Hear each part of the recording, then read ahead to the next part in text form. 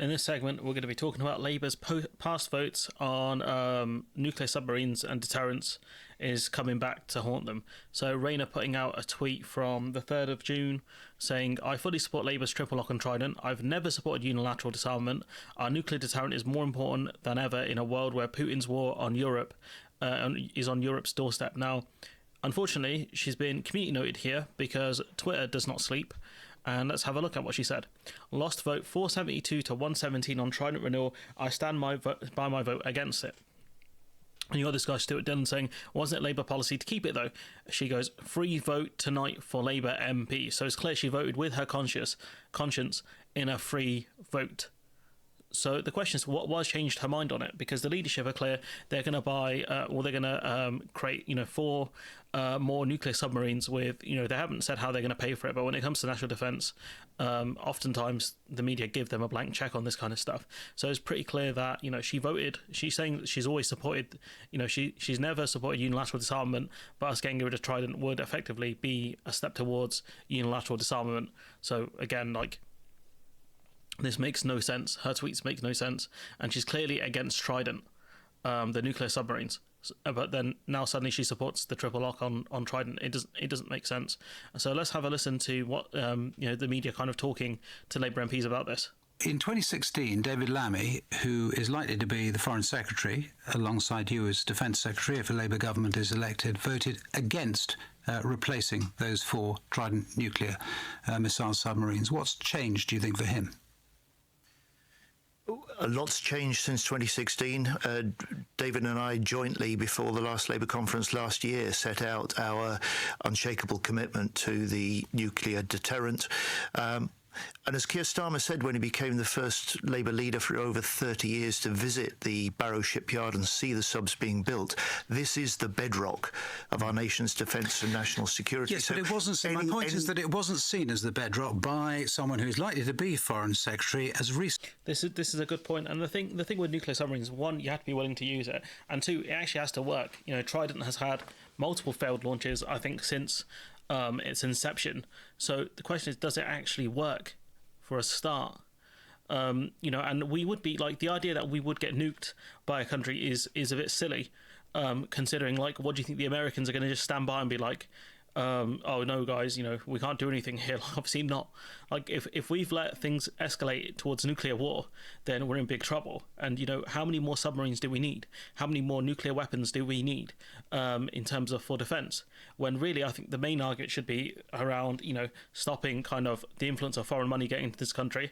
That's an area of national defence where we've been lacking things like cybersecurity, which again we've been lacking. I mean, we literally got hacked by China this year.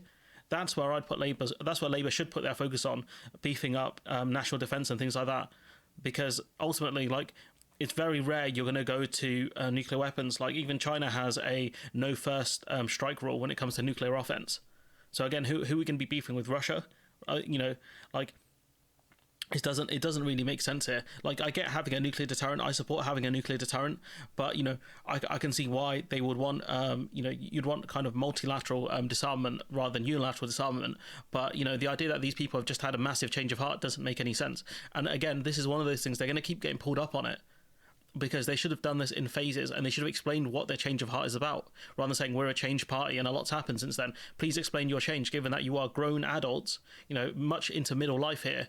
It's very rare that they actually change their minds on March. So please explain the process you've gone through to change your minds on this. Recently as 2016. The Conservatives often say to us, look, Keir Starmer tried to get Jeremy Corbyn elected Prime Minister and all the rest of it, and people can make what they do of that. But on this vitally important subject, it is fair, isn't it, to say that Keir Starmer did try to make Jeremy Corbyn Prime Minister, and Jeremy Corbyn would have had a very different view to this of our nuclear future. And actually, David Lammy himself personally voted against the replacement of these submarines, spoke out against, in moral terms, against nuclear weapons. The idea of loving thy neighbour, protecting our world for future generations cannot hold, he said, if we have stockpiles of weapons that can destroy our neighbours and our world. So it is reasonable, isn't it, for people to say, hang on a second, this is a pretty recent commitment, if it's a commitment at all. So my point to you is that the world has changed fundamentally in 8 years, and that Keir Starmer has changed the Labour Party, and that any frontbencher... He's right that, the world has changed. The Russian invasion of Ukraine has changed things, sure. But that doesn't really make sense for you to jump to the conclusion of we need nuclear deterrent unless Russia really dropped the nuke on Ukraine. That's the only way that you could possibly make this argument make sense. Now, and if we win the election, any Labour minister knows that the UK deterrent will be the bedrock of our defence plans and our national security. They know this, they accept this, and they fully support it. When you say the world has changed, in what way? Because the invasion of Crimea, of course, was 2014, wasn't it? Oof. That's an oof from me, which is true. Actually, I didn't think of that. We've had growing Chinese aggression. Again, China have a no first strike rule. Yes, they can change that, but again, China know if they drop the nuke on someone, it's game over for them as well. Do you think the other countries are going to stand by and just be like, well, haha, guys, we can't do anything. China dropped the nuke on them, but what are we supposed to do? It's end. It's the end. That's why the Cold War happened, guys. That's why the Cold War happened. It's mutually assured destruction. We've had the full-scale invasion by Putin of Ukraine. We've got conflict in the Middle East. This is them trying to go big on defence, just like they did when they tried to defend Israel. It's the same thing. They're trying to show they're a changed party. The problem is, I think they're going to run into is these nuclear submarines are very expensive to buy and maintain. So, I'm sure the media are going to ask them, how are you going to pay for it? And again, this idea of record about who you are as people is being brought up. John Healey, again, being asked about this. To the Commons voting list, David Lammy, Shadow Foreign Secretary, voted against replacing Trident with a new nuclear weapons system. So did Angela Rayner, currently Deputy Leader. So did the Shadow International Development Minister, Lisa Nandy. So are they backing this nuclear deterrent triple lock, or are they maintaining their original position against Trident? Yes, they are. So when Keir Starmer was the first Labour leader for over 30 years, I'm going to explain for you in a moment. This is great. I love this. When the Labour Party give answers, like when the Tory Party give answers, they run into talking points. They're like, look, I'm going to have to explain this whole story to you because otherwise it's not going to make sense because I need to filibuster and waste time to confuse you and the audience. Yes, they are backing this. When Keir Starmer went to Barrow as the first Labour leader for over 30 years to see the nuclear submarines being built, he said, look, the nuclear deterrent, and he was right, is the bedrock of our national security. Every Labour frontbencher knows this, accepts this. They didn't accept it at the time, though, did they? If that's what you're arguing, because again, Rayner didn't stand by Trident, Lammy didn't stand by Trident, despite the fact that it was free votes.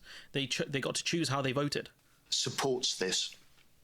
This is a bit hard to understand, isn't it? I mean, in your case and Keir Starmer's case, you say that you have been consistent in your support of the nuclear deterrent even when you were in the shadow cabinet, and Jeremy Corbyn has been consistent in his personal view against the nuclear deterrent, but the person who would be the Foreign Secretary, David Lammy, has not been consistent. You would accept that he's changed his mind. In 2016, he voted against the renewal of Trident, and then, a bit like Neil Kinnock between 1987 and 1992, he seems to have changed his mind. Yes, I would say that, first of all, Jeremy Corbyn is now beyond the margins of the Labour Party, and the world has moved on since 2016. OK, that's true. The world has moved on.